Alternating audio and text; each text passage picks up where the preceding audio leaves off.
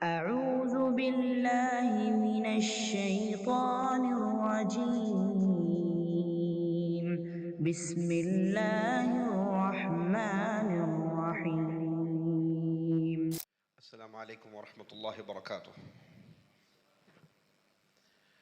الحمد لله رب العالمين والعاقبة للمتقين ولا عدوان إلا على الظالمين، والصلاة والسلام على أشرف الأنبياء والمرسلين نبينا محمد وعلى آله وصحبه أجمعين، وبعد، فقال الله تبارك وتعالى: يا أيها الناس اتقوا ربكم الذي خلقكم من نفس واحدة وخلق منها زوجها وبث منهما رجالا كثيرا ونساء واتقوا الله الذي تساءلون به والأرحام صدق اللہ العظیم۔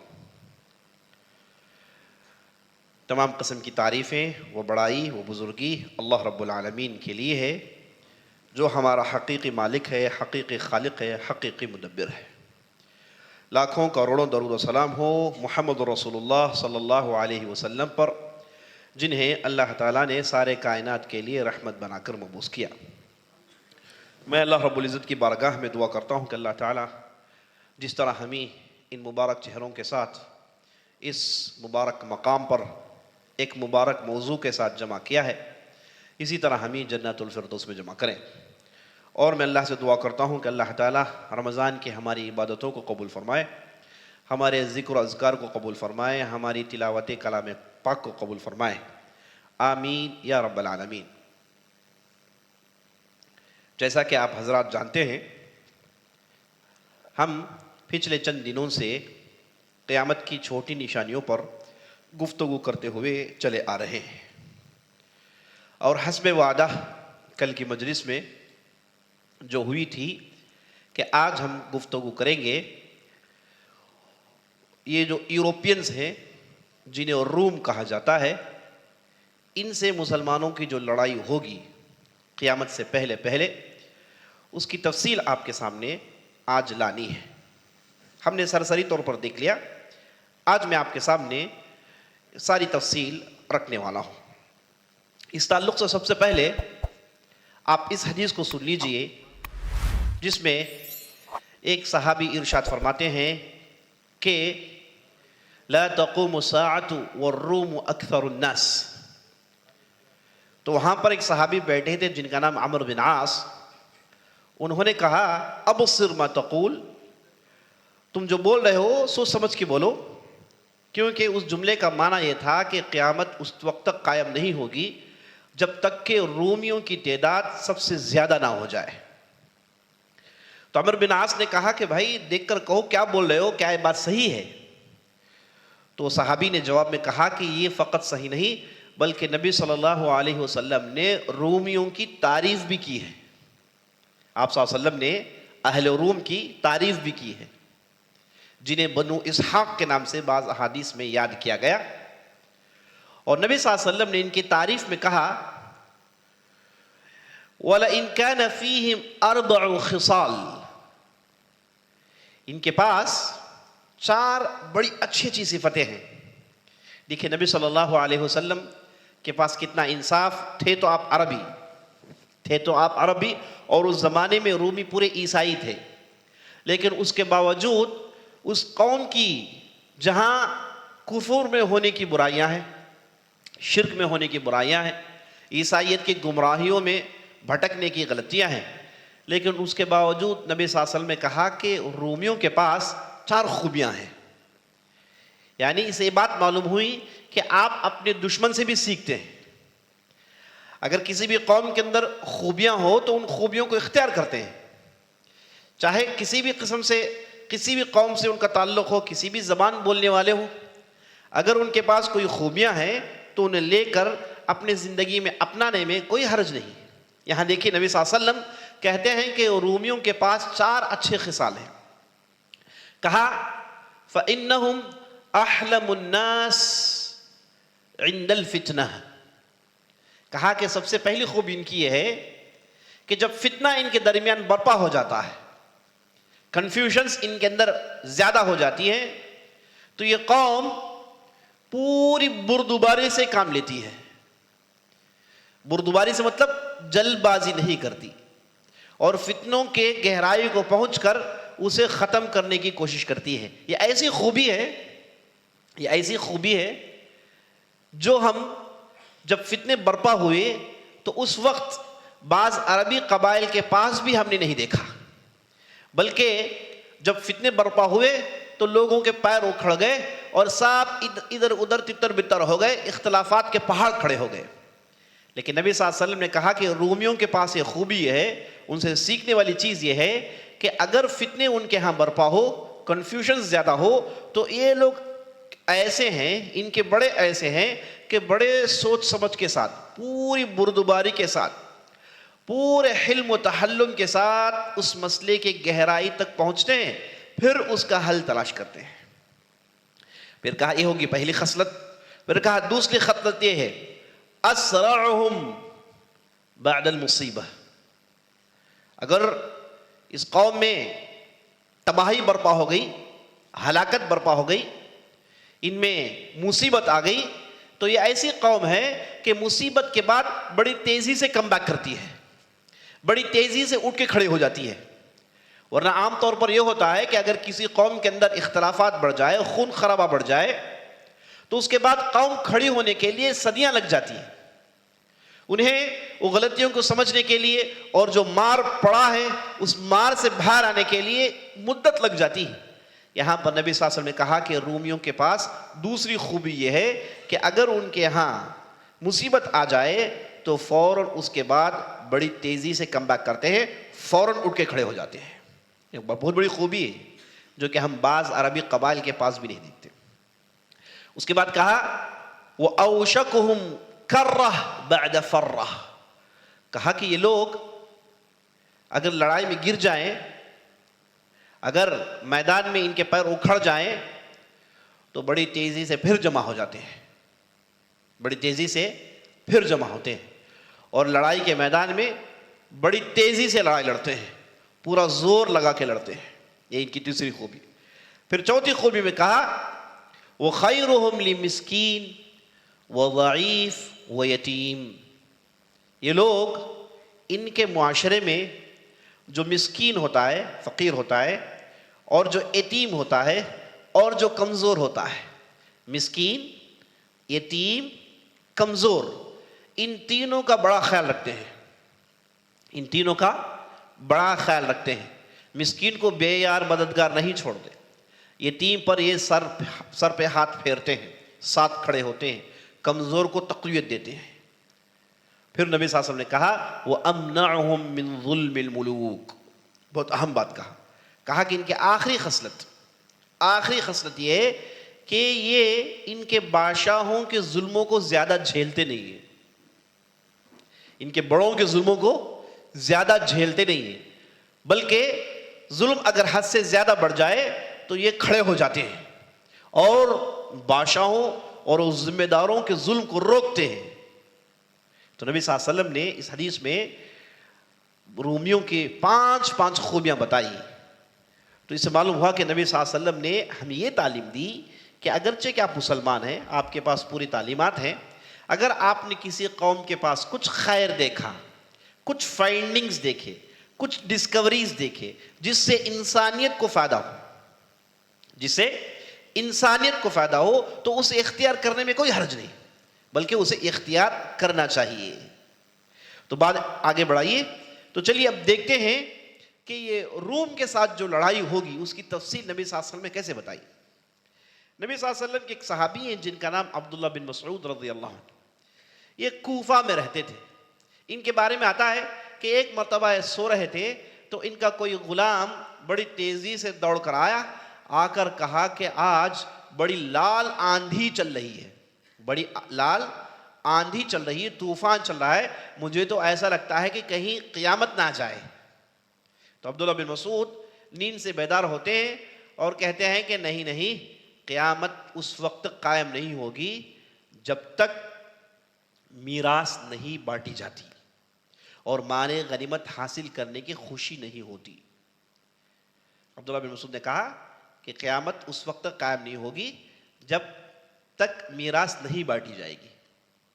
میراث ہم جانتے ہیں، ایک آدمی کی دولت جب وہ چھوڑ کر جاتا ہے، وہ جو پیسے وغیرہ چھوڑ کر جاتا ہے، اس کی تقسیم کو کہتے ہیں میراث۔ تو یہاں عبداللہ بن مسعود کہتے ہیں کہ میراث کی تقسیم نہیں ہوگی اور نہ مال غنیمت حاصل کرنے کی خوشی ہوگی۔ تو سننے والے کو سمجھ میں نہیں آیا، وہ خاموشی سے سنتے رہے۔ اس کے بعد عبداللہ بن مسعود نے شام کی طرف اشارہ کیا، اشارہ کر کے کہا کہ شام میں دشمنوں کی ایک بہت بڑی تعداد جمع ہو جائے گی، اور اس تعداد کے بارے میں نے آپ کو کل کی مجلس میں بتایا کہ 80 پرچم ہوں گے، 80 جھنڈے ہوں گے، اور ہر جھنڈے تلے 12,000 عیسائی ہوں گے۔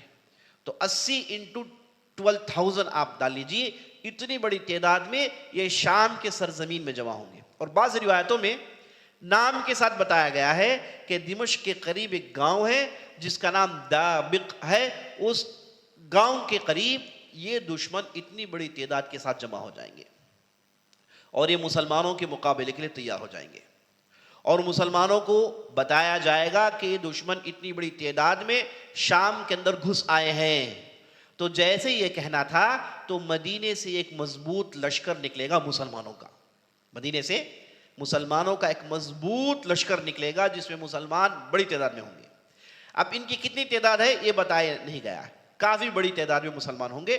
اب یہ بڑی تیزی سے شام کے اس علاقے میں جائیں گے جہاں رومی پڑاؤ ڈالے ہوئے ہیں، اور جیسے ہی رومیوں کی اتنی بڑی تعداد دیکھیں گے تو مسلمان کے جو امیر ہوں گے انہوں نے وہ کہیں گے کہ اتنی بڑی تعداد ہے، ان سے مقابلہ کرنا آسان نہیں، اس کے لیے ہمیں ایک پراپر اسٹریٹجی بنانی پڑے گی۔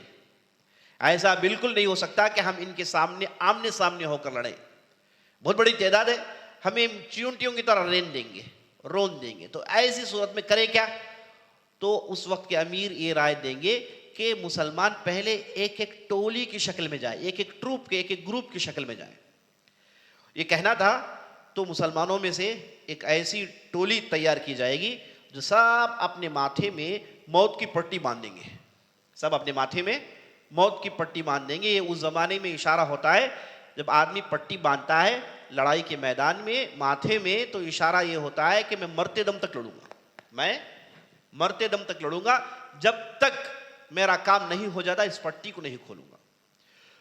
تو اس روایت میں آتا ہے، عبداللہ بن مسعود کہتے ہیں کہ ایک ٹولی، ایک بہت بڑی تعداد، گروپ جو سر میں موت کی پٹی باندھ کر میدان میں چھلانگ لگائے گی۔ جیسے ہی چھلانگ لگائے گی دشمن ان لوگوں پر ایسے ٹوٹ پڑیں گے، تیروں کی ایسی بوچھاڑ آئے گی، ایسے تیزی سے تلوار چلائے جائیں گے کہ ان میں سے پورے کے پورے شہید کر دیے جائیں گے۔ مسلمانوں کی جو تعداد گئی تھی پٹی باندھ کر سبوں کو موت کے گھاٹ اتار دیا جائے گا، سوائے مٹھی بھر لوگ جو واپس آ کر کہیں گے کہ بھائی لڑائی بڑی گھناؤنی ہے، معرکہ بڑا خون ریز ہے، خون بہا دینے والی لڑائی ہے، پیر اکھڑنے والی لڑائی ہے، آ کر رپورٹ دیں گے۔ تو دوسرے دن پھر ایک ٹولی کو تیار کیا جائے گا، وہ بھی اپنے ماتھوں میں پٹی باندھ کر میدان میں چھلانگ لگائیں گے۔ اس بار بھی وہی ہوگا جو پہلے دن ہوا، دشمن ان پر ایسے ٹوٹ پڑیں گے کہ مسلمان انہیں برداشت نہیں کر پائیں گے، اور بہت بڑی تعداد مسلمانوں کی شہید کر دی جائے گی۔ جیسے ہی یہ ہوگا مسلمانوں کے صفوں میں لوگ مرتد ہونا شروع ہو جائیں گے، لوگ اسلام چھوڑنا شروع کر دیں گے، اسلام سے باہر آ جائیں گے۔ اب وجہ کیا ہے، کیوں انہوں نے اسلام چھوڑ دیا، اس کے پیچھے کیا بیک گراؤنڈ ہے؟ ہو سکتا ہے کہ وہ جب دیکھے کہ مسلمان یہاں پر انہیں گاجر مولی کی طرح کاٹ دیا جا رہا ہے۔ مسلمان تو وہ ہیں جو دشمن کے خلاف کھڑے ہو کے لڑتا ہے، دشمنوں سے ڈرتا ہے، لیکن جب انہوں نے میدان میں دیکھا کہ اس کے خلاف ہو رہا ہے تو ان کے دل میں شک و شبہات آ جائے گا، اور وہ اسلام چھوڑنے کے لیے تیار ہو جائیں گے۔ اور حدیث میں آتا ہے فیہ ردۃ شدیدہ، مرتد بڑی تیزی سے بڑھیں گے، ان کی تعداد، ارتداد مسلمانوں کے صفوں میں بڑی تیزی سے پھیلے گا۔ عین اس وقت ہوگا یہ کہ یہ جو رومی ہیں ان کے صفوں میں بڑی تیزی سے اسلام پھیلے گا۔ بڑا عجیب و غریب واقعہ ہے، عیسائیوں کے صفوں میں بڑی تیزی سے اسلام پھیلے گا۔ وہ اس بنیاد پر اسلام قبول کریں گے، وہ دیکھیں گے کہ بھائی یہ مٹھی بھر لوگ ہیں، ایسی لڑائی لڑ رہے ہیں، ان کے دل میں اللہ پر اتنا یقین ہے کہ واقعی یہ اللہ کے بندے ہیں، ایسی چیزوں کو ان کے سامنے چمکا کر دکھایا جائے گا اور وہ اسلام قبول کرنے کے لیے آمادہ ہو جائیں گے.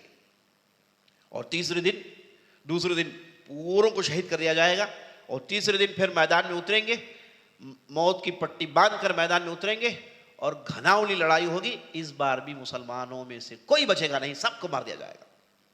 جب چوتھا دن آئے گا، 3 دن کے بڑے بڑے نقصان کے بعد، بڑی موت کی تعداد دیکھنے کے بعد، بہت سارے لوگ کام آنے کے بعد، چوتھے دن ایک ایسی جماعت کھڑی ہوگی جو اللہ کا نام لے کر یہ ظالموں پر ٹوٹ پڑے گی. جیسے ہی ٹوٹ پڑے گی، چوتھے دن اب کایا پلٹ گیا. اللہ سبحانہ و تعالیٰ مسلمانوں کو جیت دے گا اور یہ عیسائیوں کو مار بھگائیں گے اور عیسائی مار کھا کر دوڑیں گے. اس کے بعد عبداللہ بن مسعود رضی اللہ عنہ کہتے ہیں کہ جیسے ہی مسلمان چوتھے دن حملہ کریں گے اور 5ویں دن بھی یہی ہوگا کہ مسلمان عیسائیوں کے صفوں میں گھس کے انہیں قتل کریں گے اور میتوں کی تعداد ان گنت ہوگی. عبداللہ بن مسعود کہتے ہیں کہ اگر کوئی پرندہ ان میتوں کے اوپر اڑنا شروع کرے اور وہ اڑتا جائے گا یہاں تک کہ تھک کے گر کے مر جائے گا، لیکن میت کی تعداد ختم نہیں ہوگی. اور کہتے ہیں کہ اگر کسی باپ کے 100 بیٹے ہیں تو اس میں 99 شہید کر دیے جائیں گے، ایک بچے گا. پھر کہتے ہیں کہ اگر ایک بچے گا تو اس کی میراث کو حاصل کرنے کے لیے کون تیار ہوگا؟ اس کی میراث کون بانٹے گا؟ سب تو مر گئے ہیں. اور مال غنیمت بہت کچھ ہے، لیکن اتنے لوگ مرنے کے بعد مال غنیمت حاصل کرنے کی کوئی خواہش ہوئے گی نہیں، جس کا ذکر انہوں نے حدیث کے شروع میں کہا. اس کی تفسیر اب بتاتے ہیں کہ ایسا ماحول ہو جائے گا، اتنی بڑی تعداد میں لوگ مر جائیں گے کہ مال غنیمت حاصل کرنے کی خوشی نہیں ہوگی، نہ میراث بٹی کی خوشی ہوگی. دونوں حالت میں کوئی خوشی نہیں ہوگی. اتنا گھناؤنا اور اتنا خطرناک منظر ہوگا. یہ عبداللہ بن مسعود رضی اللہ عنہ کہتے ہیں کہ جب یہ ہو جائے گا تو مسلمان جو بچے کھچے تھے وہ اپنے آپ کو جوڑ رہے ہوں گے. اتنے میں ایک پکارنے والا پکارے گا، ایک ندا دینے والا ندا دے گا کہ دجال آ گیا ہے، دجال آ گیا ہے. یہ کہنا تھا. اب یہ جو لشکر لڑائی لڑی، اب یہ لشکر کے روایتوں کو پڑھنے سے بات معلوم ہوتی ہے کہ اس کے 2 حصے ہو جائیں گے.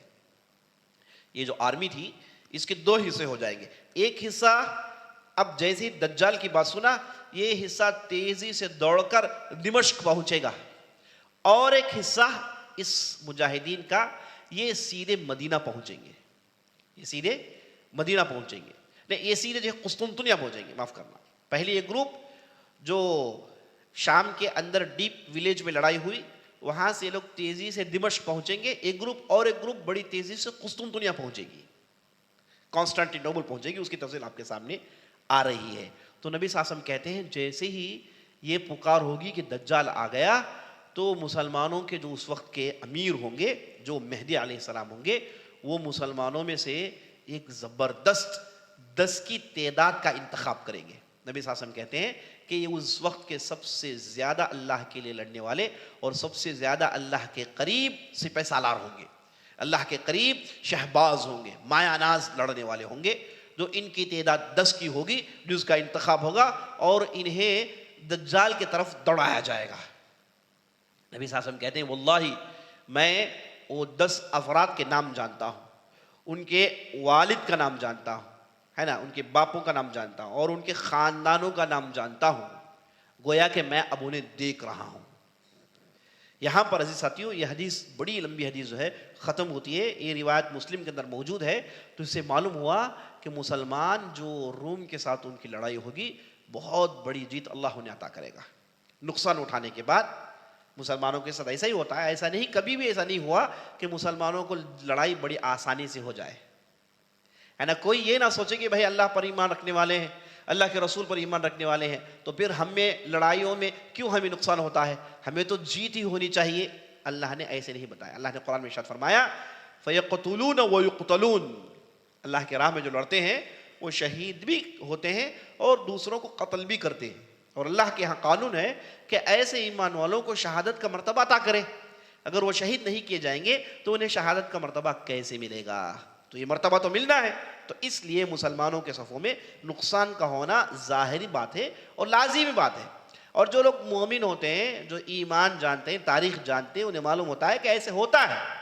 ایسے نہیں کہ ہر بار جیت ہو, کبھی نقصان بھی ہوگا, کبھی پسپائی بھی ہوگی. اب اس پسپائی کو دیکھ کر ایمان چھوڑ دیں, اس پسپائی کو دیکھ کر ڈر جائیں, تو یہ پھر مومن کا شیوا نہیں ہے. تو بہرحال اس میں عبداللہ بن مسعود نے یہ پوری تفصیل بتائی جو میں آپ کے سامنے رکھ رہا ہوں. تو عزیز ساتھیو, یہ لڑائی رومیوں کے ساتھ ہوگی.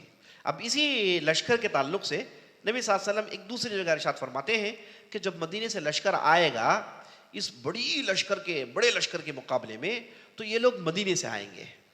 اور جیسے یہ لوگ مدینے سے آئیں گے, یہ عیسائیوں کے ساتھ جب کھڑے ہوں گے لڑنے کے لیے, تو عیسائیوں کے سردار آ کر کہیں گے کہ تم لوگ سب ہٹ جاؤ, ان لوگوں کو ہمارے سامنے کرو جنہیں تم لوگوں نے غلام بنا کر ہم سے لے لیا ہے.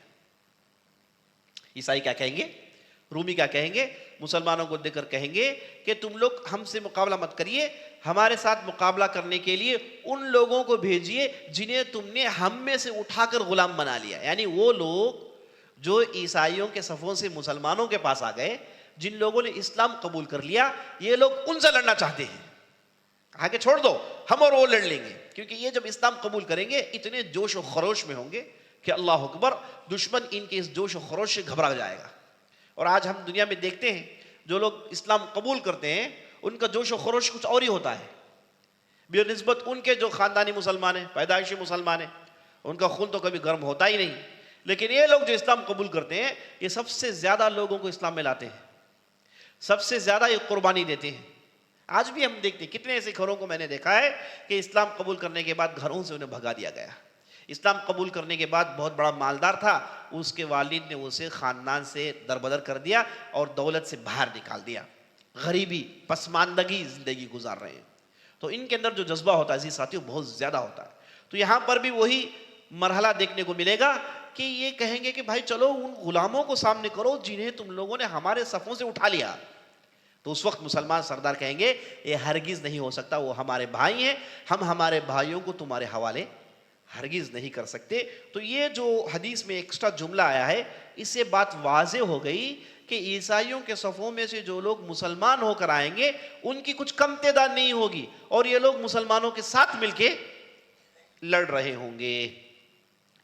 اب نبی صلی اللہ علیہ وسلم نے اس حدیث میں یہ ارشاد فرمایا کہ جب لڑائی ہوگی تو مسلمانوں کا 1/3 حصہ ہار جائے گا اور یہ جہنم میں ہوگی. یہ وہ لوگ ہیں جو مرتد ہو گئے, اور 1/3 حصہ شہید ہو جائیں گے, اور یہ وہ لوگ ہیں جنہیں اللہ سبحانہ و تعالیٰ قیامت کے دن بڑا مقام عطا کرے گا.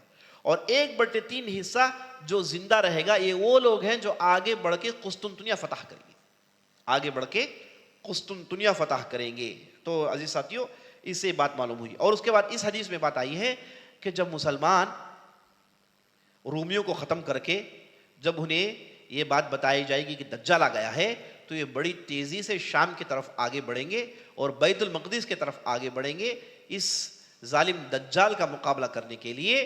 تو وہ لوگ ایک مسجد کے پاس جمع ہوں گے نماز پڑھنے کے لیے فجر کی, اور لوگ صف باندھ رہے ہوں گے, فجر کی نماز کا موقع ہوگا. اتنے میں عیسیٰ علیہ السلام کا نزول ہوگا, اتنے میں عیسیٰ علیہ السلام کا نزول آسمان سے ہوگا. اب انشاءاللہ عیسیٰ علیہ السلام پر جب گفتگو کریں گے پوری باتیں آپ کے سامنے آئیں گی کہ آسمان سے ان کا نزول ہوگا, آسمان سے اتریں گے, دونوں طرف فرشتے ہوں گے اور سارے لوگ انہیں دیکھ رہے ہوں گے. یہ کوئی بات ایسی نہیں کہ ڈھکی چھپی بات ہو, سب کے سامنے ہوگا. تصور کریں کہ منظر کیسے ہوگا. آسمان سے فرشتوں کے ساتھ عیسیٰ علیہ السلام کا نزول ہوگا, سب دیکھ رہے ہوں گے. اور وہ مسجد کا نام بھی حدیث میں آیا ہے, اور وہ کس علاقے میں اس کا ذکر بھی حدیث میں آیا ہے. جب ہم وہاں پہنچیں گے وہ تفصیل آپ کے سامنے آئے گی. تو یہ دوسری حدیث میں جو ایکسٹرا باتیں آئی وہ میں نے آپ کے سامنے رکھ دی. 2 حدیثوں کی روح سے عزیز ساتھیوں رومیوں کے خلاف جو لڑائی ہوگی, جسے آرمیگڈان کہتے ہیں, جسے الملحمۃ الکبریٰ کہتے ہیں, یہ لڑائی کیسے شروع ہوگی اور کس حالت میں اختتام پذیر ہوگی آپ نے دیکھ لیا. چلیے اب بات آگے بڑھائیے. میں نے بتایا کہ ایک گروپ جائے گی شام کی طرف اور ایک گروپ دوڑ کر جائے گی قسطنطنیہ کی طرف. قسطنطنیہ عزیز ساتھیوں جسے کانسٹینٹی نوپل کہتے ہیں, آج جسے استنبول کہتے ہیں. آپ کو پتا ہے نبی صلی اللہ علیہ وسلم نے اس بستی کے بارے میں کیا کہا؟ ابو ہریرہ رضی اللہ عنہ ارشاد فرماتے ہیں ایک مرتبہ نبی صلی اللہ علیہ وسلم نے صحابہ سے پوچھا کیا تم لوگوں نے کبھی ایسا سنا ہے کہ ایک بستی آدھی پانی میں ہو اور آدھی تری میں ہو، آدھی خشکی میں ہو؟ ایسی بستی کے بارے میں تم لوگوں نے سنا ہے کہ اس کا ایک حصہ پانی میں ہے اور ایک حصہ زمین میں ہے؟ تو صحابہ نے کہا کہ ہاں رسول اللہ، ہم نے سنا ہے، اسے قسطنطنیہ کہتے ہیں۔ صحابہ کو معلوم تھا اسے قسطنطنیہ کہتے ہیں۔ تو نبی صلی اللہ علیہ وسلم نے کہا اگر تم لوگوں نے یہ جان لیا تو ساتھ ساتھ یہ بھی جان لو کہ قیامت اس وقت تک قائم نہیں ہوگی جب تک اس بستی کو مسلمان فتح نہیں کر لیتے۔ اور اس بستی کو فتح کرنے والے کون ہوں گے؟ جن کی تعداد 70,000 کی ہوگی۔ اور یہ 70,000 کی تعداد کون سی ہوگی؟ یہ وہ ہوں گے جنہیں رومی کہا جاتا تھا، جو عیسائی تھے۔ اسلام جن لوگوں نے قبول کر لیا، کتنا بڑا اعزاز دیکھیے۔ یہ آئے لڑائی میں اسلام قبول کرتے ہیں اور یہ لوگ قسطنطنیہ کی طرف آگے بڑھیں گے اور اللہ سبحانہ و تعالیٰ ان کے ہاتھوں قسطنطنیہ کا فتح ہوگا۔ اللہ اکبر۔ اور نبی صلی اللہ علیہ وسلم کہتے ہیں کہ 70,000 من بنی اسحاق۔ بنو اسحاق یہ کون ہیں؟ یہ رومیوں، ان کے والد اسحاق ہیں، اور عرب جن کے والد اسماعیل علیہ السلام ہیں۔ تو نبی صلی اللہ علیہ وسلم نے کہا کہ بنو اسحاق کے اولاد 70,000 کی وہ آگے بڑھ کے قسطنطنیہ فتح کریں گے، یہ مسلمان ہو جائیں گے۔ آپ نے سنا اس سے پہلے والی لڑائی میں اور روم کے خلاف جو لڑائی ہوئی کہ وہ مسلمان ہو گئے، تو وہ مسلمان اب آگے بڑھیں گے، قسطنطنیہ فتح کرنے جائیں گے۔ جب ان لوگوں نے وہ لڑائی لڑ لی، 5 دن کے بدترین ایام دیکھ لیے، خون ریز معرکہ دیکھ لیا، موتوں کا انبار دیکھ لیا، تو اللہ دیکھیے اس کا بدلہ کتنا اچھا دیتا ہے۔ اور جب قسطنطنیہ فتح کرنے جائیں گے، اور قسطنطنیہ ایک ایسا مضبوط شہر عزیز ساتھیوں جسے فتح کرنے کے لیے ہر مسلمان خلیفہ نے کوشش کی۔ نبی صلی اللہ علیہ وسلم نے بعض احادیث میں کہا کہ جو آدمی قسطنطنیہ فتح کرے گا وہ امیر سب سے بہتر امیر، وہ لشکر سب سے بہتر لشکر۔ اس حدیث پر عمل کرنے کے لیے، اس حدیث کی فضیلت حاصل کرنے کے لیے ہر بادشاہ نے کوشش کی، ہر خلیفہ نے کوشش کی، یہاں تک کہ معاویہ رضی اللہ عنہ کے زمانے سے کوشش چلی آ رہی ہے۔ سبوں نے کوشش کی، کسی کو جیت نہیں ملی۔ مسیلمہ بن عبد الملک بہت بڑے ایک مجاہد، انہوں نے کوشش کی، جیت نہیں ملی۔ یہ جیت ملی ترکوں کو 800 ہجری میں۔ اس بستی کو فتح کرتے ہیں محمد الفاتح، جو عثمانی نسل سے تھے، عثمانی خلافت کے یہ ایک خلیفہ تھے جن کے عہد میں اس ملک کو فتح کیا گیا۔ لیکن یہ ملک جو فتح ہوا، یہ فتح الگ، اور احادیث میں جو بتایا گیا یہ الگ۔ احادیث میں جو فتح کا ذکر آیا ہے آخر زمان میں، وہ فتح اس سے بڑی ہوگی اور اس سے بڑے علاقے اسلام میں داخل ہوں گے، اور یہاں کے لوگ پورے کے پورے بدل جائیں گے اور پورے کے پورے نیک ہو جائیں گے۔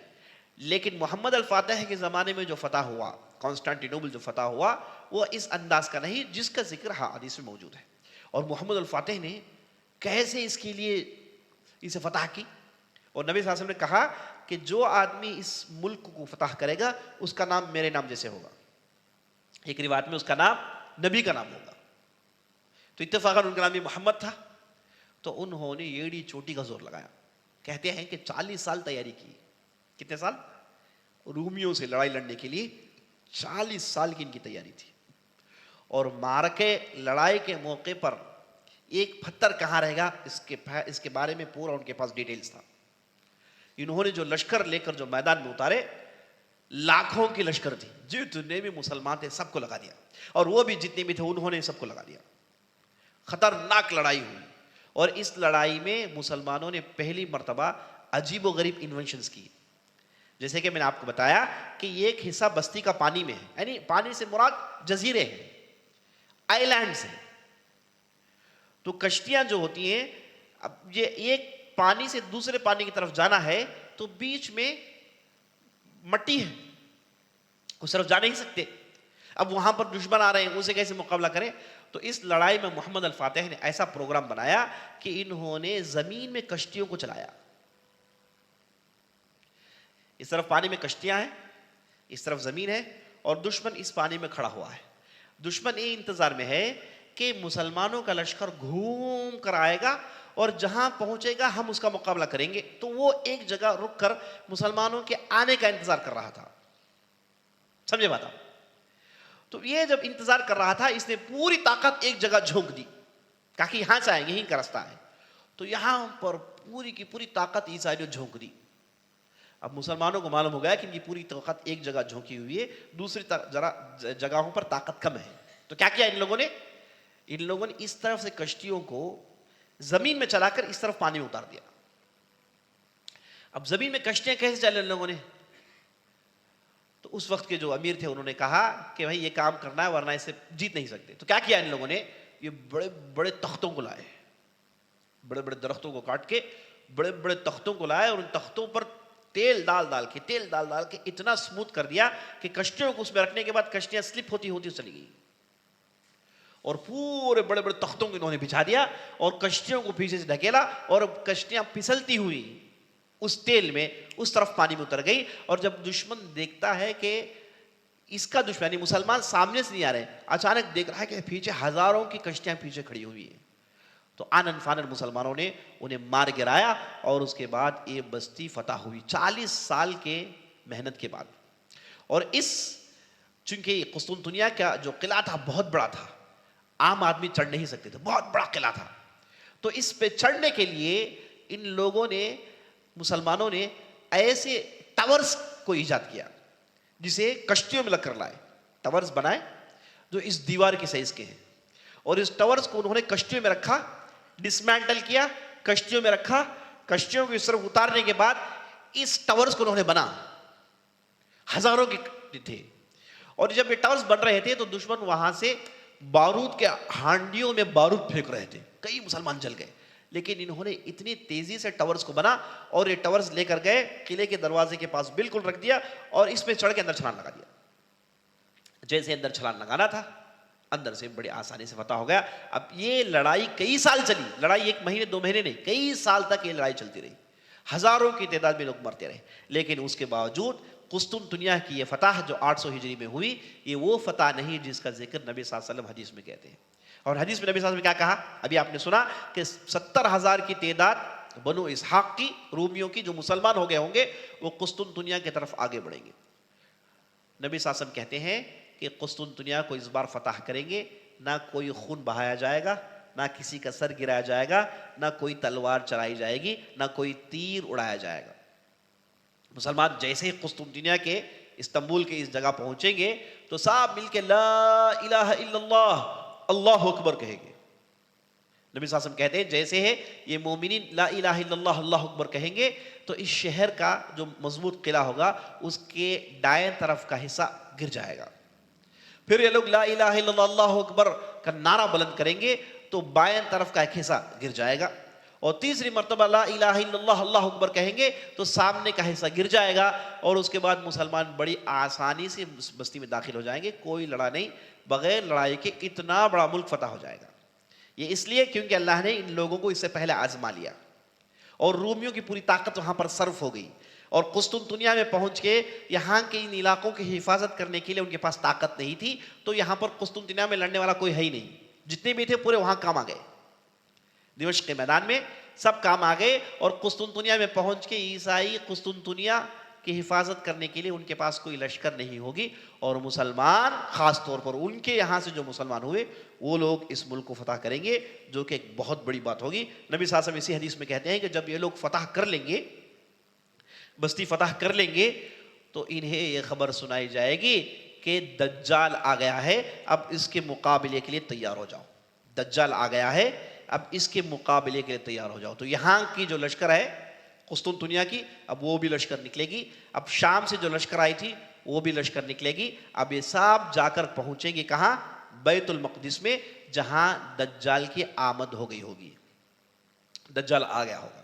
اب یہ دجال کیا ہے, اس کی حقیقت کیا ہے نا, یہ کیسے رہے گا, یہ کیسے کام کرے گا, یہ پوری تفصیل انشاءاللہ جب ہم دجال میں گفتگو کریں گے وہ پوری تفصیل آپ کے سامنے آئے گی. اب فی الحال اتنا سن لیجئے کہ دجال اپنے ساتھ 70,000 یہودیوں کو لایا ہوگا, اور مسلمان جب بیت المقدس میں پہنچیں گے, ایک لشکر شام سے آیا ہوگا اور ایک لشکر قسطنطنیہ سے آیا ہوگا, دونوں مل کے اب بیت المقدس میں داخل ہوں گے اور دیکھیں گے کہ یہودی 70,000 کی ان کی تعداد ہوگی. اس کے علاوہ ہر قسم کے اسلحہ, ہر یہودی نبی صلی اللہ علیہ وسلم کہتے ہیں محلہ بسلاح, ہر یہودی ہر قسم کے اسلحہ, ہر قسم کے آرمز پہن کر کھڑا ہوگا. جس کا مقابلہ اب مسلمان نہیں کر سکتے. اس حالت میں مسلمان اب یہودیوں کا مقابلہ کریں گے. اب لڑائی کہاں ہوگی؟ چونکہ دجال کو جیسے معلوم ہو گیا ہوگا کہ یہ مسلمان آ رہے ہیں تو دجال مسلمانوں کو بیت المقدس کے آس پاس روک لے گا, انہیں بیت المقدس کے آس پاس انہیں کور کر لے گا. یعنی مسلمان بیچ میں ہوں گے, چاروں طرف سے یہودی ہوں گے اور مسلمانوں کو کاٹنے کے لیے آگے آ رہے ہوں گے. یہ منظر ہوگا. اب اس کے بعد جب لڑائی شروع ہوگی, مسلمانوں کو اللہ سبحانہ و تعالیٰ اتنی زبردست جیت دے گا. آزمائش تو پوری ہو گئی, 3 دن 5 دن کی جو آزمائش تھی اس میں پوری آزمائش ہو گئی. اب یہاں پر اللہ سبحانہ و تعالیٰ مسلمانوں کو جیت دینا ہے. اب اس لڑائی میں ہی ہم وہ حدیث سنتے ہیں جس میں یہ کہا جائے گا جب یہ یہودی کسی درخت کے پیچھے کسی پتھر کے پیچھے چھپے گا تو پتھر مسلمان سے کہے گا کہ یا مسلم یا عبداللہ تعال ھذا یہودی اقتلو, اے اللہ کے بندے, اے مسلمان آؤ, یہ دیکھو یہودی میرے پیچھے چھپا ہوا ہے, اس کے سر کو مارو. نبی صلی اللہ علیہ وسلم کہتے ہیں کہ سوائے ایک جھاڑ کے جسے غرقت کہتے ہیں, یہ جھاڑ ان کا ہوگا, یہ جھاڑ اپنی زبان نہیں کھولے گا. اور میں نے کل کی مجلس میں آپ کو بتا دیا قیامت کے قریب ایک چیز عام ہو جائے گی کہ نہ کہ صرف انسان بات کریں گے, جانور بھی بات کریں گے, درخت بھی بات کریں گے, ان کا بات کرنا عام ہو جائے گا. حدیث پڑھنے سے یہ بات معلوم ہوتی ہے کہ قیامت کے قریب یہ چیز عام ہو جائے گی کہ یہ جمادات اور یہ جانور بات کریں گے. اس لیے دیکھیے جب یہ درخت, یہ پتھر مسلمانوں کو بلا کر کہیں گے کہ یہاں یہودی چھپا ہوا ہے تو مسلمانوں کو تعجب نہیں ہوگا اور تلاش میں جائیں گے اور مسلمان انہیں قتل کریں گے. تو یہ چیز ایسے حدیث پڑھنے سے معلوم ہوتا ہے کہ یہ عام ہو جائے گا. یہ درختوں کا بولنا, چرندوں کا بولنا, جانوروں کا بولنا عام ہو جائے گا. تو یہ عزیز ساتھیو یہاں پر پورے کے پورے یہودیوں کو مسلمان قتل کر دیں گے, پورے کے پورے یہودیوں. اور اس کے بعد جیسے ہی عیسیٰ علیہ السلام کو دجال دکھ جائے گا تو عیسیٰ علیہ السلام اپنے ہاتھ میں تلوار لے کر ایسے چھلانگ لگائیں گے, کہیں گے کہ اب میں آ گیا ہوں, اب تیرے سر کو میں مارنے والا ہوں. اور جیسے عیسیٰ علیہ السلام کو دیکھے گا دجال بھاگنا شروع کرے گا. اور عیسیٰ علیہ السلام کیسے پہنچتے ہیں اور کیسے قتل کرتے ہیں جب ہم دجال پہ گفتگو کریں گے وہ بات آپ کے سامنے آئے گی. تو نشانیوں میں بات چیت چل رہی ہے. نشانیوں میں سے آخری نشانیوں میں سے ایک نشانی یہ ہے کہ مدینہ برباد ہو جائے گا.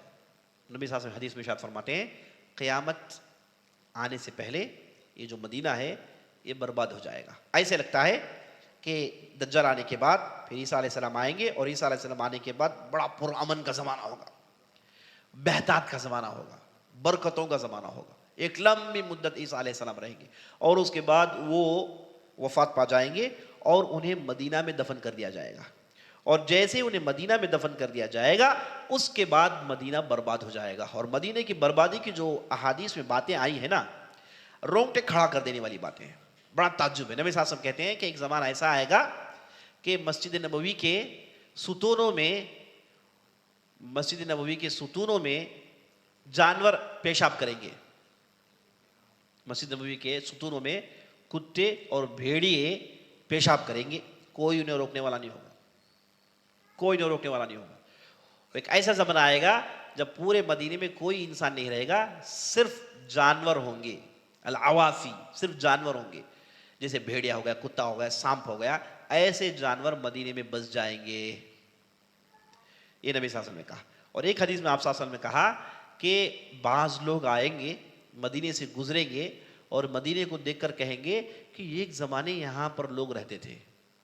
ایسا منظر ہو جائے گا, کہیں گے کہ ایک زمانے میں یہاں پر لوگ رہا کرتے تھے.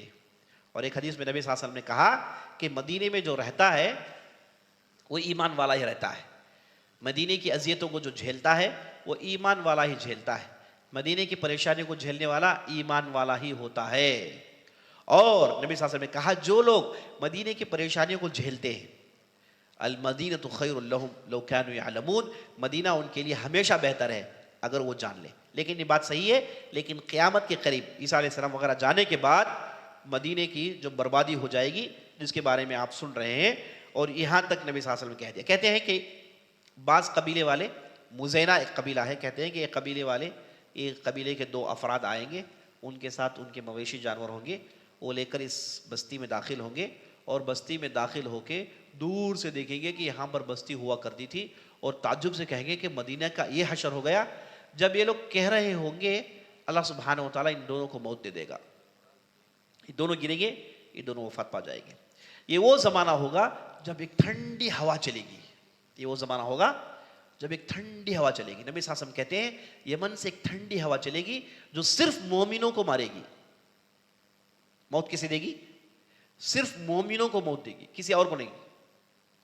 اور مومن اگر پہاڑوں کے اندر چھپ جائے وہاں پر بھی یہ ہوا پہنچے گی اور انہیں قتل کر دے گی. تو یہ ٹھنڈی ہوا کے ذریعے سے مومنوں کو اللہ سبحانہ و تعالیٰ زمین سے ہٹا دے گا. اور اسی طریقے سے قیامت کے آخری نشانیوں میں سے کعبۃ اللہ کا ڈھانا, کعبۃ اللہ کا توڑنا, حرم میں خون بہانا. نبی صلی اللہ علیہ وسلم کہتے ہیں کہ ایسا زمانہ آئے گا جب حرم میں بے تحاشا خون بہائے گا اور بہانے والے خود حرم کے لوگ ہوں گے.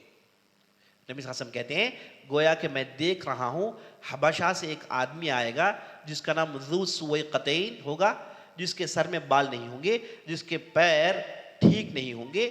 یہ اپنے ساتھ بہت بڑی تعداد لائے گا اور سب مل کر کعبے کو توڑیں گے. میں دیکھ رہا ہوں, گویا کہ میں دیکھ رہا ہوں کہ ایک ایک پتھر کعبے کا توڑ توڑ کے پھینکیں گے. اور یہ وہ لوگ ہوں گے کعبے کے اندر کھود کر اس کے نیچے جو خزانہ ہے اس خزانے کو باہر نکالیں گے. اور جان رکھ لیجئے یہ اس وقت ہوگا جب عیسیٰ علیہ السلام چلے جائیں گے, مدینہ برباد ہو جائے گا اور مکے میں اور پوری دنیا میں اللہ اللہ کہنے والے نہیں ہوں گے. اللہ اللہ کہنے والے نہیں ہوں گے, لوگوں کو اللہ کا نام بھی پتہ نہیں چلے گا.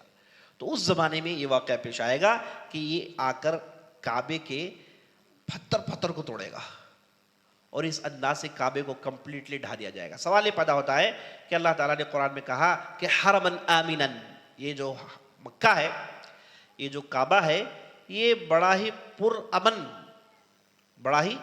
امن جگہ ہے, جو کوئی بھی یہاں آتا ہے اسے امن ملتا ہے.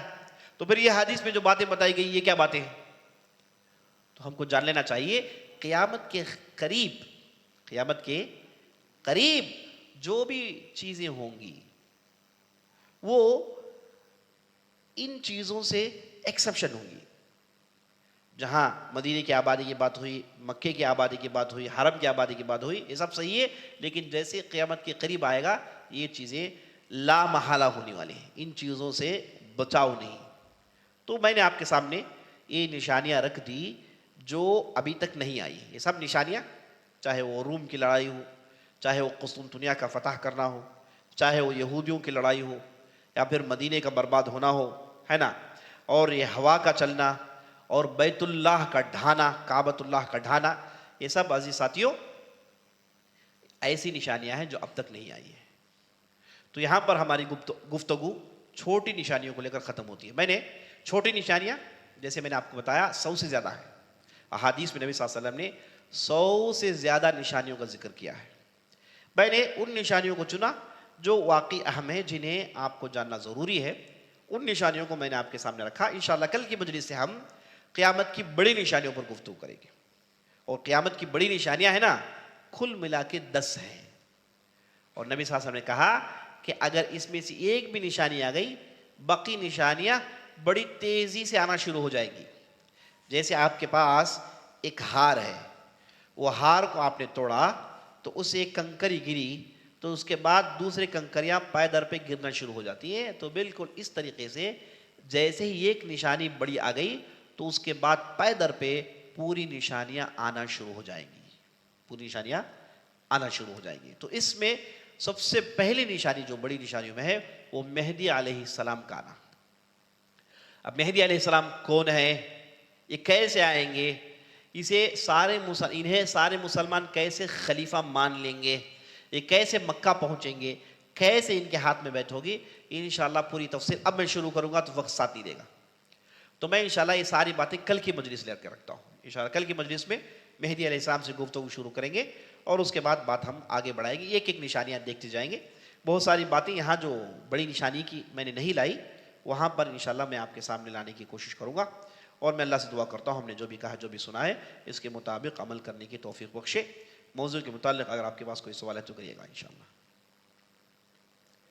سوالات ہیں؟ سوال بھیجے ہیں, جی بولیے. صلی اللہ علیہ وسلم.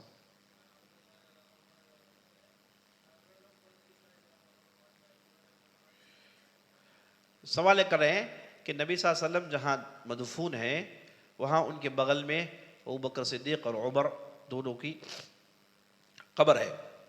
اب بعض لوگ کہتے ہیں کہ یہاں پر ایک قبر کی جگہ خالی ہے، کہتے ہیں، کوئی یقین سے کہہ نہیں سکتا، کیونکہ یہ چیزیں بہت پہلے بند کر دی گئیں، بہت سارے لوگوں نے نہیں دیکھا ہے، بہت ہی کم لوگوں نے دیکھا ہے کہ اندر کیا ہے، اسے بڑے سیکرٹ انداز سے پہلے بند کر دیا گیا۔ یہ جو آپ نبی صلی اللہ علیہ وسلم کا جو مقبرہ آپ دیکھتے ہیں یہ 3 لیئر ہے، آپ جو دیکھتے ہیں چوتھے لیئر سے دیکھتے ہیں، اس کے اندر 3 لیئر ہیں، اس کے بعد قبر ہے، یعنی تقریباً ناممکن ہے وہاں پہنچنا۔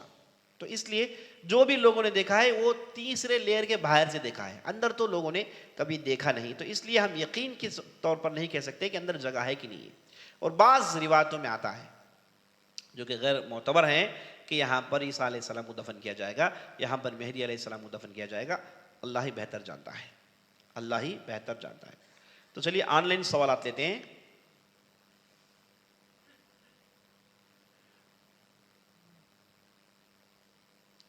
اگر کوئی آدمی گاڑی خریدنا چاہتا ہے 0% EMI میں، کیا وہ گاڑی خرید سکتا ہے؟ کیا یہ حلال ہے کہ حرام ہے؟ دیکھیے بینک والے آپ کو کبھی بھی کوئی بھی چیز مفت دینے والے نہیں ہیں۔ اگر آپ 0% EMI میں بھی جائیں گے تو آپ سے ڈاکومنٹ سائن کروائیں گے، ان ڈاکومنٹ میں صاف صاف لکھا ہوگا کہ اگر آپ نے پیمنٹ ڈیلے کریں گے، پیمنٹ دینے میں ڈیلے کیا آپ نے تو اس پر سود پڑے گا، تو آپ اس پر دستخط کریں گے، اور ان چیزوں کو بالکل چھوٹے فونٹ میں چھاپے ہوں گے جو عام طور پر لوگ نہیں پڑھتے، سائن ڈالنے کے بعد ہمیشہ کے لیے پھنس جاتے ہیں۔ تو بینک کے جتنے بھی پالیسیز ہیں اس میں کوئی خیر نہیں ہے ساتھیوں، اس میں کوئی خیر نہیں، تو ان چیزوں سے بچنا چاہیے۔ تو پھر کیا کریں مولوی صاحب، مجھے گاڑی چاہیے، تو پھر کوئی اللہ کے بندے کو تلاش کریے جو آپ کو قرض دے، یا پھر آپ پیسے جمع کریے، جمع کر کے جو آپ کے استطاعت میں ہے اس کے حساب سے لیجئے۔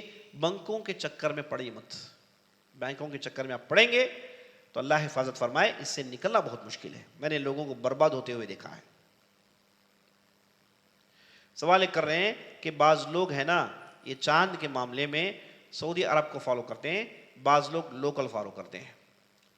یہ مسئلہ جو ہے کئی مرتبہ ہم نے سنایا ہے، اور مسئلہ جیسے ہی رمضان شروع ہوتا ہے اب پھر عید آئے گی تو یہ مسئلہ جو ہے گرم ہو جاتا ہے۔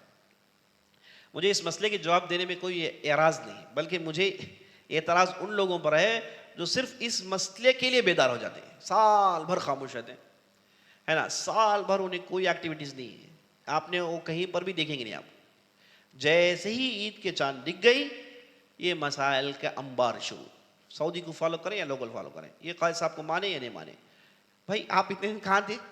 آپ کو میں نے دیکھا ہی نہیں، نہ آپ نے کوئی بیان سنا ہے، نہ کوئی آپ نے دین کے بارے میں جانا ہے، صرف ایک مسئلے میں ان کا ایمان اتنا تازہ ہو جاتا ہے، کہتے ہیں کہ حق جو ہے اسی کو مانوں گا میں۔ بھائی مسئلہ ہے، دیکھیے اسلام میں مسائل جو ہے نا، ایک مسائل کا ایک حصہ ہے جو متفق علیہ ہے، متفق علیہ مطلب اس میں اختلاف ممکن نہیں، اختلاف کرنے والا آدمی اسلام سے باہر ہو جائے گا۔ متفق علیہ جیسے ایمان کی باتیں ہیں، ایمانیات ہیں، غیب کی باتوں پر علم جو ہے ایمان رکھنا ہے، اور عقیدے کی باتیں ہیں، اس پر اتفاق ہے، اس سے اختلاف نہیں کیا جائے گا۔ اور ایک حصہ ایسا ہے اسلام میں جس میں اختلاف پایا جاتا ہے، خاص طور پر جزئیات مسائل میں اختلاف پایا جاتا ہے، چونکہ مختلف قسم کی احادیث آئی ہیں، ان احادیث کو سمجھنے میں اہل علم کے مختلف سمجھے ہیں، ہے کہ نہیں؟ تو ان چیزوں کو سمجھنے میں اختلاف ہوا ہے، صحابہ کے زمانے میں ہوا، نبی صلی اللہ علیہ وسلم کے زمانے میں ہوا، نبی صلی اللہ علیہ وسلم کی موجودگی میں ہوا۔ دیکھیے ایک مرتبہ نبی صلی اللہ علیہ وسلم نے صحابہ کو بلا کر بولا چلو ہمیں فوراً بنو قریظہ پر حملہ کرنا ہے۔ آپ صلی اللہ علیہ وسلم ابھی احزاب کی لڑائی ختم کر آئے، ابھی گھر میں ہیں، اتنے میں اللہ کا حکم آیا کہ کیا بیٹھ کیا گئے ہو، چلو بنو قریظہ کا معاملہ نپٹو۔ تو نبی صلی اللہ علیہ وسلم نے فوراً صحابہ کو حکم دیا کہ چلو بنو قریظہ کا معاملہ نپٹنا ہے، اتنی تیزی سے کہ تم میں سے کوئی آدمی مغرب کی نماز کہیں اور نہیں پڑھے گا، بنو قریظہ ہی میں پڑھے گا۔ تو نبی صلی اللہ علیہ وسلم نے سارے صحابہ کو بھیجا، تو لوگ بڑی تیزی سے گئے، لیکن راستے میں نماز کا وقت آ گیا۔ ایک گروپ نے کہا کہ نبی صلی اللہ علیہ وسلم نے ہمیں کہا ہے کہ نماز بنو قریظہ میں پڑھیں، تو ہم بنو قریظہ میں ہی پڑھیں گے، کہیں اور نہیں پڑھیں گے۔ ایک گروپ نے کہا کہ نہیں، نبی صلی اللہ علیہ وسلم کا وہ مقصد نہیں تھا، نبی صلی اللہ علیہ وسلم مقصد یہ تھا کہ ہم بڑی تیزی سے جائیں، جلد سے جلد پہنچیں، اب وقت نماز کا آ گیا تو ہم نماز کو ٹالیں کیوں، ہم یہی نماز پڑھ لیں گے۔ تو دو گروپ ہو گئے، بعض لوگوں نے وہی نماز پڑھی، بعض لوگوں نے وہاں نہیں نماز پڑھی، وہ گئے بنو قریظہ میں، وہاں جا کر نماز پڑھی، دو گروپ ہو گئے. اب دونوں واپس آئے نبی صلی اللہ علیہ وسلم کے پاس، اگر کہ اللہ کے رسول ہم دو میں سے کون صحیح ہے؟ کہا کہ دونوں صحیح ہیں. کہا دونوں صحیح ہیں، کوئی معاملہ نہیں ہے. تم لوگوں نے میرے لفظ کو مانا اور تم لوگوں نے میرے لفظوں کے معنوں کو مانا. حدیث کا لفظ ایک ہوتا ہے اور اس کا ایک معنی آپ کو الگ سمجھ میں آتا ہے. تو ان لوگوں نے نبی صلی اللہ علیہ وسلم کے الفاظ پر عمل کیا. نبی صلی اللہ علیہ وسلم نے کہا کہ بنو قریظہ میں پڑھو تو وہیں پڑھیں گے، الفاظ کو لیا. دوسروں نے کہا کہ نہیں، مقصد وہ نہیں تھا، مقصد یہ تھا کہ ہم جلدی جائیں. تو انہوں نے نبی صلی اللہ علیہ وسلم کے معنی، نبی صلی اللہ علیہ وسلم کے مقاصد کو دیکھا، تو نبی صلی اللہ علیہ وسلم نے دونوں کو صحیح قرار دیا. تو اس سے معلوم ہوا کہ اگر کوئی مسئلے میں، جزئیات میں، مسائل میں، فقہی مسائل میں، روزمرہ کے مسائل میں اگر معاملے آگے پیچھے ہوتے ہیں تو کوئی حرج نہیں، لیکن اس کا آگے پیچھے ہونا بھی احادیث کی بنیاد پر ہو، اس کا آگے پیچھے ہونا بھی علم کی بنیاد پر ہو. ہر ایرا غیرہ نٹو خیرہ اس پر کلام نہ کریں، ہے نا. جو اس میدان کے ہیں، جو لوگ فقہ پڑھے ہیں، جو مسائل پڑھے ہیں، وہ اس پر گفتگو کریں اور وہ بتائیں کہ بھائی یہ مسئلے میں یہ آپشن ہے، تو آپ اس میں سے، ان میں سے کسی پر بھی عمل کریں، ہے نا. جن کے پاس علم ہے وہ بتائیں گے، جن کے پاس علم ہے یہ سب آپشن بتا نہیں سکتے، غلطی ہو جائے گی ان سے، ہے کہ نہیں. تو یہ مسئلہ بھی ایک اختلافی مسئلہ ہے، اس میں سے آپ نے کسی ایک پر بھی عمل کر لیا کوئی حرج نہیں. اب اس میں یہ کہنے کی ضرورت نہیں کہ بھائی ایسا آپ کریں گے تو پھر عید کے دن آپ روزہ رہیں گے، تو عید کے دن روزہ رکھنا حرام ہے نا. بعض لوگ یہ کہتے ہیں کہ بھائی اگر جو ہے کل عید ہے، آپ نے جو ہے روزہ رکھا، اس کے بعد آپ نے عید منایا، تو پھر آپ نے یہاں پر غلطی کی. تو اختلافات ہم سنتے ہیں، مختلف قسم کے اینگل سے جو باتیں ہوتی ہیں. عزیز ساتھیو یاد رکھ لیجئے یہ اختلافی مسئلہ ہے، اس میں سے آپ نے کسی ایک رائے کو مانا اور اس پر عمل کیا تو انشاءاللہ اللہ سبحانہ وتعالی آپ کی نیتوں کو جانتا ہے، آپ کے دلوں کو جانتا ہے. آپ اس کے جو ہے عمل کریے، اللہ آپ کو جزائے خیر دے گا. لیکن اگر آپ مجھ سے پوچھیں گے کہ بھائی صحیح بات کیا ہے، تو میں یہ کہوں گا کہ سب سے صحیح بات یہ ہے کہ آپ جس علاقے میں رہتے ہیں وہاں جو مسلمان ہوتے ہیں، وہاں کے جو میجورٹی مسلمان ہوتے ہیں، ان کی بات کو آپ مان کر چلیں گے تو اس میں اختلافات کم ہونے کے امکانات ہیں. اور دیکھیے بعض گھروں میں 3 عیدیں ہوتی ہیں، بعض گھروں میں بعض اس میں ہے نا، بعض لوگ وہ بھی آگے، کیا ہے ان کا، ہاں جو کیلکولیٹ کرتے ہیں، ہاں ہجرہ، ہاں ہجری کیلنڈر، وہ الگ گروپ، اس کے لیے گروپ جہالت دیکھیے، یعنی اس مسئلے کے لیے گروپ، یعنی گویا کہ اس سے یہی جنت اور دوزخ کا فیصلہ کرنے والا ہے نا. یہ سود میں پڑے ہوئے ہیں، یہ نمازیں نہیں پڑھتے، یہ جہل میں ڈوبے، وہ سب نہیں. یہاں آ گیا بھائی ہجری کیلنڈر ماننے والے، یہ الگ جماعت، اس کے پیچھے الگ فالوورز ہیں. عین جہل ہے، چلانے والوں کے دماغ میں جہل کے علاوہ کچھ اور نہیں ہے. مسئلہ ہے اختلافی مسئلہ، اس کی بنیاد پر آپ ایک جماعت کھڑی کرتے ہیں، بات سمجھ نہیں آتی آپ لوگوں کو، اللہ حفاظت فرمائے. تو بعض گھروں میں 3 عیدیں ہو رہی ہیں، تو اس لیے ان چیزوں کو اوائڈ کرنا بہتر ہے کہ آپ جیسے جس علاقے میں آپ رہتے ہیں، جو میجورٹی آپ کو جو مان کر چلتی ہے اسے آپ مان کر چلیے گا. انشاءاللہ اس میں امن و خیر و برکت ہے انشاءاللہ. 1 منٹ یہ سوالات کے جواب دے دیتا ہوں.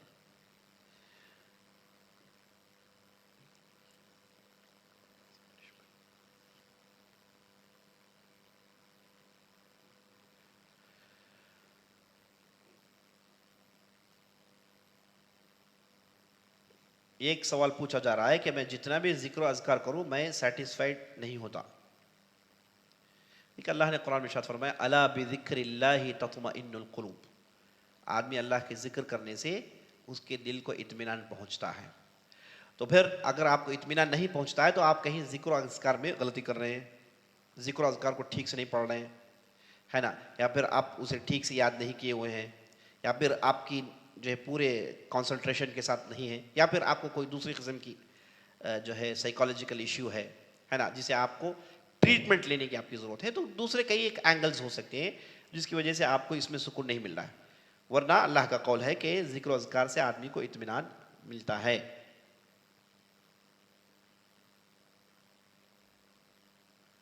سوال یہ کر رہے ہیں کہ آپ نے سورہ حشر کی 3 آیتوں کے بارے میں ذکر کیا. ہاں شروع کی 3 آیتیں یہ عذاب قبر سے بچائے گی بعض حدیث کے مطابق.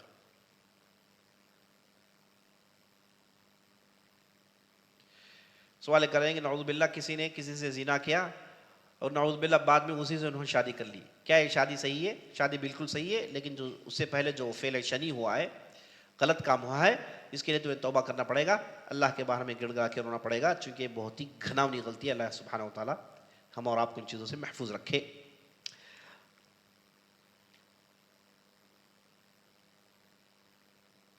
سوال یہ کر رہے ہیں کہ مسجدوں میں جا کر گنجی پینا یہ کیا درست ہے؟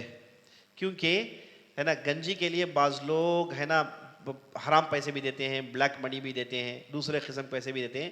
کیا ان چیزوں کو پینا جائز ہے کہ نہیں جائز ہے؟ دیکھیے نبی صلی اللہ علیہ وسلم کے ہاں، نبی صلی اللہ علیہ وسلم کے پاس لوگ لا کے صدقہ خیرات دیتے تھے کار خیر میں خرچ کرنے کے لیے، صرف کرنے کے لیے. تو آپ صلی اللہ علیہ وسلم ان کے پاس ان چیزوں کو لے لیتے اور ان کے حق میں دعا کرتے. اب نبی صلی اللہ علیہ وسلم کا طریقہ یہ نہیں تھا کہ جو کوئی بھی آیا فوراً یہ پوچھا کہ بھائی آپ نے حلال سے کمایا کہ حرام سے کمایا، کیسے کمایا، یہ نبی صلی اللہ علیہ وسلم نے پوچھا.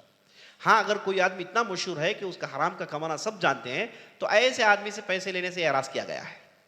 لیکن عام آدمی آپ کے پاس کچھ لا کے دیتا ہے تو اسے لینے میں کوئی حرج نہیں. تو جو مسجدوں میں اگر آپ کو معلوم ہو کہ فلاں آدمی جس کی کمائی حرام کی ہے وہ فلاں مسجد میں پیسے دیتا ہے اور اس کے پیسے میں یہ وقت میں گنجی بنائی جاتی ہے، تو آپ کو اگر معلوم ہو تو آپ اوائڈ کر لیجئے. اگر آپ کو معلوم ہو تو آپ اوائڈ کر لیجئے، جانتے بوجھتے غلطی میں مت پڑیے. اگر آپ نے اپنے دوست احباب کو بتایا کہ بھائی فلاں آدمی جو ہے نا یہ اس کا یہ حرام دھندا ہے، اس کے پیسے میں آج گنجی پہ یہ دیکھیے ثبوت دیکھیے، یہ دیکھیے پروف دیکھیے، تو ایسے صورت میں آپ لوگوں کو روک سکتے ہیں. آپ کو یقین نہیں ہے، آپ کے پاس کوئی ثبوت نہیں ہے، جیسا آپ نے دیکھا اور اس کے بعد جو ہے یہ کر دیا، یہ بالکل جائز نہیں. اور آپ نے کہا بلیک منی، دیکھیے بلیک منی یہ ہندوستان کی حکومت کے حساب سے غلط منی ہے، اسلامی نقطہ نظر سے حرام نہیں ہے. اسے اچھی طریقے سے سمجھ لیجیے. بلیک منی کیا ہے؟ وہ جو کیش جو آپ کے پاس ہے جس کا کوئی حساب کتاب نہیں، کہاں سے آیا کہاں سے گیا، یہ کوئی اکاؤنٹ میں نہیں ہے، یا ایسے پیسہ آپ کے پاس پڑا ہوا ہے کیش کی شکل میں. تو یہ حکومت کہتی ہے کہ نہیں آپ کو کیش اتنا زیادہ نہیں رکھنا چاہیے، یہ بتاؤ کہ کہاں سے آیا ہے. تو حکومت کے پاس کنڈیشنز ہے، تو حکومت کے پاس، گورنمنٹس کے پاس اسے بلیک کہا گیا. لیکن اسلامی نقطہ نظر سے وہ پیسہ حرام نہیں ہے، وہ پیسہ حرام نہیں ہے، اسے آپ اچھی طریقے سے جان لیجیے. سوال کر رہے ہیں کہ فضول خرچ کیا ہوتا ہے؟ فضول خرچ یعنی جیسے نبی اللہ نے قرآن میں ارشاد فرمایا کلوا واشربوا ولا تسرفوا، کھاؤ پیو اور اسراف مت کرو. حد سے زیادہ کوئی بھی چیز ضرورت نہیں ہے، آپ اسے کھا رہے ہیں، پی رہے ہیں یا پھر اسے خرید رہے ہیں تو اسے اسراف میں شمار کیا گیا ہے. تو اسراف اللہ اور اللہ کے رسول کو پسند نہیں، اسی کو فضول خرچ کہتے ہیں. غیر ضروری، ضرورت نہیں ہے آپ اس میں پیسے لگا رہے ہیں. اور آج کل آن لائن کا زمانہ آ گیا ہے، اب اس میں فضول خرچی تو آپ پوچھیے مت، ہے کہ نہیں. اور صرف کلک کرنے کے ساتھ پیسے آپ کے نکل گئے، وہاں سے آرڈر ہو گیا، تھوڑی دیر کے بعد آپ کے گھر میں آ گیا. اب ہماری عورتیں اس کے پیچھے جو کرتی ہیں فضول خرچی کچھ کم نہیں ہے. شوہر سب پریشان ہیں، ان کے پورے جو ہے جیب خالی ہو گئے، کیونکہ یہاں پر خرچیاں ختم ہونا نظر نہیں آتی، ایک کے بعد ایک، ایک کے بعد ایک، ایک کے بعد ایک.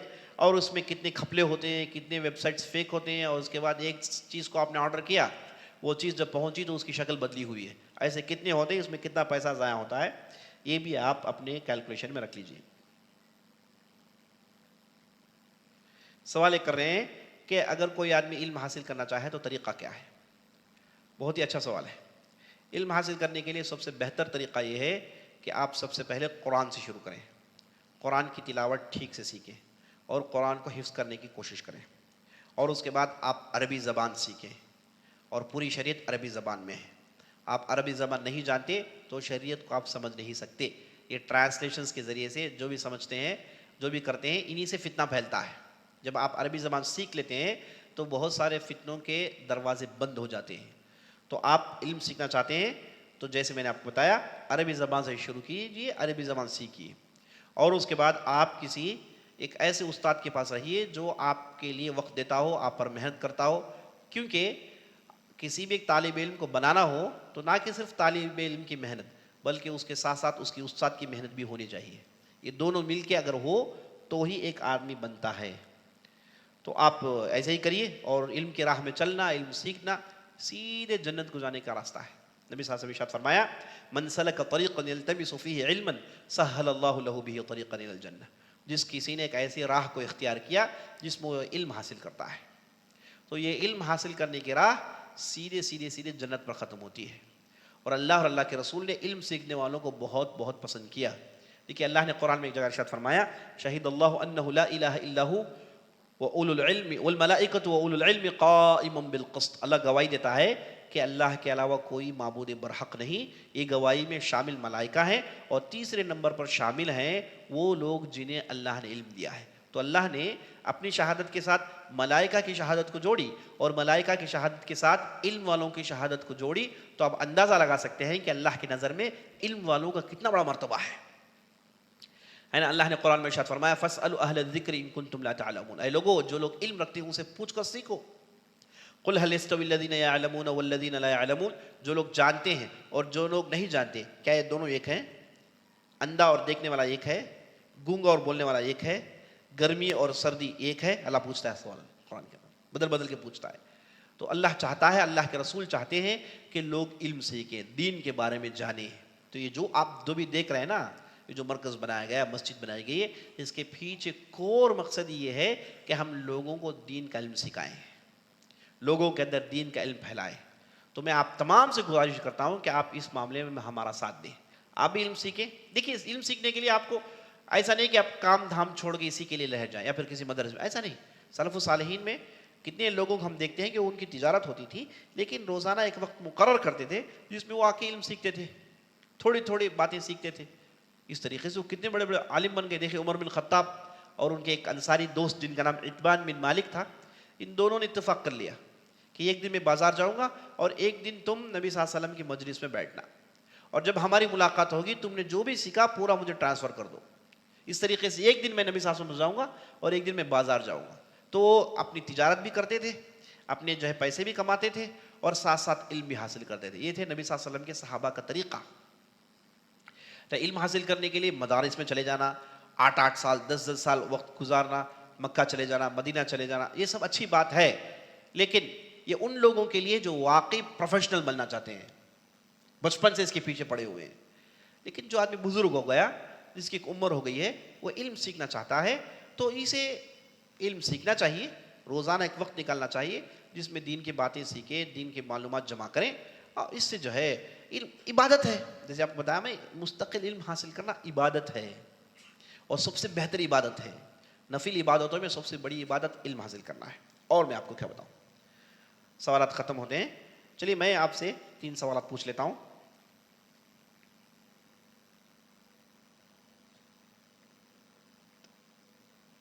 ایک سوال دیکھیے، آخر سوال آیا ہے، کیا عطر کا استعمال کرنا فضول خرچ میں ہے؟ نہیں، بلکہ عطر میں نبی صلی اللہ علیہ وسلم نے کہا کہ اسراف ہے ہی نہیں۔ ایک آدمی نے ایک بوتل 1 لاکھ کی خریدی، نبی صلی اللہ علیہ وسلم نے کہا کہ اسراف نہیں ہے، عطر میں اسراف نہیں ہے۔ یعنی نبی صلی اللہ علیہ وسلم چاہتے ہیں کہ لوگ خوشبودار ہوں، ہے نا، پاک صاف ہوں۔ عطر میں اسراف کے اس کانسیپٹ کو نبی صلی اللہ علیہ وسلم نے ہٹا دیا، کہا کہ نہیں، آپ جتنا چاہیں آپ عطر خریدیں، اس میں اسراف نہیں ہوتا ہے۔ اللہ اعلم۔ چلیے میں آپ سے سوالات پوچھتا ہوں۔ میں نے آج کے گفتگو میں رومیوں کی 4 خصلتیں بتائی، 4 خصلتیں بتائی، جبکہ نبی صلی اللہ علیہ وسلم نے 5 بتائی۔ نبی صلی اللہ علیہ وسلم حدیث کا شروع انہوں نے کیا کہ میں 4 خصلتیں بتاتا ہوں، لیکن نبی صلی اللہ علیہ وسلم جب گنا تو 5 بتایا۔ وہ کون سا ایکسٹرا نبی صلی اللہ علیہ وسلم بتایا؟ آئیے آپ، نام کیا ہے آپ کا؟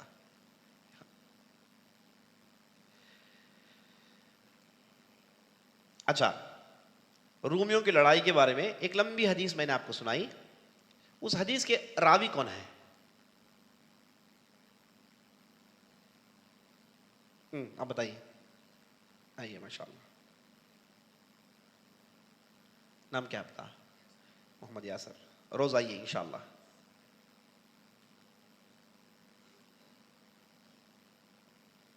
میں نے آج دوران گفتگو ایک مشکل سوال پوچھ لیتے ہیں نا۔ میں نے بتایا کہ کعبے کو ڈھایا جائے گا، تو ایک آدمی آئے گا جو کعبے کو ڈھائے گا، اس کا نام کیا ہوگا؟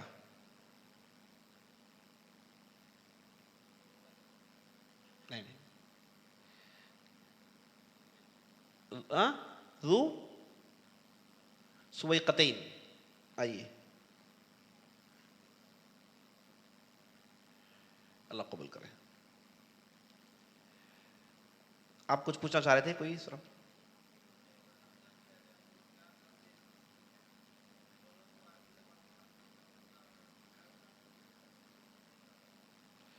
سوال کر رہے ہیں کہ جب تراویح لمبی پڑھی جاتی ہے تو پیچھے ہم کھڑتے ہیں، ہمیں عربی زبان نہیں سمجھ میں آتی، جو کہ فی ذاتی ہی ایک بہت بڑی مصیبت ہے۔ یعنی دنیا میں ہم ایک ایسی قوم ہے جو قرآن کو بار بار پڑھتے ہیں، بار بار، لیکن سمجھتے نہیں ہے نا۔ پوری کوشش یہ ہوتی ہے کہ سمجھے نہ، کہیں پر بھی ایسا نہیں ہوتا ہے، کہیں پر بھی ایسا نہیں ہوتا ہے۔ جب آدمی اس قرآن کوئی بھی کتاب پڑھتا ہے تو وہ سمجھتا ہے۔ ہم مسلمان خاص طور پر ہندوستان دوسرے علاقوں کے ہیں، ہمارے یہاں سمجھنے کا کچھ ٹرنڈ ہے ہی نہیں، ہم پڑھتے خوب ہیں لیکن سمجھتے نہیں، ایک بہت بڑی مصیبت ہے۔ میں آپ کو مثال دکھاتا ہوں۔ ایک صاحب صبح بیٹھے تمل میں تندی نیوز پڑھ رہے ہیں، آپ نے انہیں دیکھا کہ کچھ پڑھ رہے ہیں تو آپ قریب گئے، جا کے بولے کہ یار نیوز میں کیا آیا ہے؟ وہ صاحب بولا کہ پڑھتا ہوں لیکن سمجھ میں نہیں آتا۔ کیا بولے گا؟ پڑھ رہا ہوں میں صبح پڑھ، لیکن مجھے سمجھ میں نہیں آتا مجھے۔ اب کیا کہیں گے؟ بیوقوف ہو، ہے نا، صبح سے پیپر لے کے بیٹھے ہو، کچھ سمجھ میں نہیں آتا۔ وہی کام جیسے آپ ہنس رہے ہیں، ہم مسلمانوں کا کام وہی، ہم کو اپنے آپ پر ہنسنا چاہیے کہ ہم قرآن پڑھتے ہیں ماشاءاللہ، رٹا رٹتے ہیں، ہے نا۔ بعض لوگ پڑھ پڑھ کے گھس گھس کے حسیرہ پھٹ گئی ہے نا، لیکن انہیں جو ہے قرآن سمجھ میں نہیں آتا۔ یہ بہت بڑی مصیبت ہے، فی ذاتی ہی بہت بڑی مصیبت ہے۔ تو اس کے لیے سولوشن آپ خود تلاش کریں گے، اس کے لیے آپ کیا کریں گے۔ اب سوال یہ پوچھتے ہیں کہ اگر ایسی صورت میں ہمیں عربی سمجھ میں نہیں آتی تو ہم ایک امام کے پیچھے کھڑے ہو گئے جو لمبی رکعت پڑھتے ہیں، تو ہم کیا کریں؟ اب کوشش کریے کہ ان آیتوں کو سنیں۔ اگر آپ سن سن کے تھک گئے ہیں تو اسٹیپ 2، آپ اپنی آخرت کے بارے میں سوچیں، آپ اپنے قبر کی زندگی کے بارے میں سوچیں، آپ اپنے گناہوں کو گنیں، آپ دل ہی دل میں استغفار کریں، دل ہی دل میں معافی مانگیں، ہے نا۔ اس کے باوجود آپ کا ذہن ادھر ادھر ہو گیا، پھر آپ نے پکڑ کے کھینچا، یہ پروسیجر چل رہا ہے، کوئی حرج نہیں، یہ جو ہوتا ہے ہر انسان کے ساتھ ہوتا ہے، ہر انسان کے ساتھ ہوتا ہے۔ واللہ اعلم۔ غسل کرنے کا طریقہ، بڑا اچھا سوال کیا آپ نے۔ سوال یہ کر رہے ہیں کہ غسل کرنے کا کیا طریقہ ہے۔ غسل کرنے کے دو طریقے ہیں، ایک طریقہ واجبی طریقہ ہے اور ایک طریقہ سنت کا طریقہ ہے۔ واجبی طریقہ سے مراد اتنا آپ کر لیں گے تو کافی ہے، اتنا آپ نے کر لیا، اس کے بعد آپ عبادت کریے۔ وہ کیا ہے؟ آپ نے پورے جسم کو بھگا لیا، آپ نے نیت کی اور پانی میں چھلانگ لگایا، آپ نے نیت کی، آپ نے سمندر میں چھلانگ لگایا، باہر آ گئے، یہ آپ کا غسل ہو گیا، یہ واجبی غسل ہو گیا۔ سنت کا طریقہ یہ ہے کہ آپ غسل کرنے سے پہلے اچھا وضو بنائیں، اچھی طریقے سے وضو بنائیں، پیر بھی دھو لیں، اور اس کے بعد اگر آپ جنابت کا نہا رہے ہیں، یعنی ایسی حالت میں ہیں آپ جس میں آپ پر غسل آپ پر واجب ہے، تو ایسی صورت میں آپ وضو کرنے کے بعد پانی اٹھائیں اور آپ کے سر میں ڈالیں اور سر کے جڑوں تک پانی پہنچائیں، سر کے جڑوں تک اچھی طریقے سے پانی پہنچائیں۔ اور اس کے بعد نبی صلی اللہ علیہ وسلم آتا ہے کہ آپ صلی اللہ علیہ وسلم اپنے الٹے ہاتھ میں پانی ڈالتے اور اپنی شرمگاہ کو صاف کرتے، الٹے ہاتھ میں پانی ڈالتے، شرمگاہ کو صاف کرتے، اور اس کے بعد سیدھے کھانے میں پانی ڈالیے، اس کے بعد الٹے کھانے میں ڈالیے، اور اس کے بعد سر سے آپ پانی بہا لیجیے۔ پہلے آپ جسم بھگائیں گے، اس کے بعد سر بھگائیں گے۔ تو وضو کے بعد غسل اس انداز سے کریں گے۔ تو یہ ہے سنت کا طریقہ غسل کا، یہ ہے سنت کا طریقہ غسل کا۔ واجبی طریقہ آپ کر لیں گے، اس کے بعد بھی آپ عبادت کر سکتے ہیں، اور آپ نے اس طریقے سے کیا تو اس سے بھی آپ کا غسل اچھے انداز سے ہو جاتا ہے۔ واللہ اعلم۔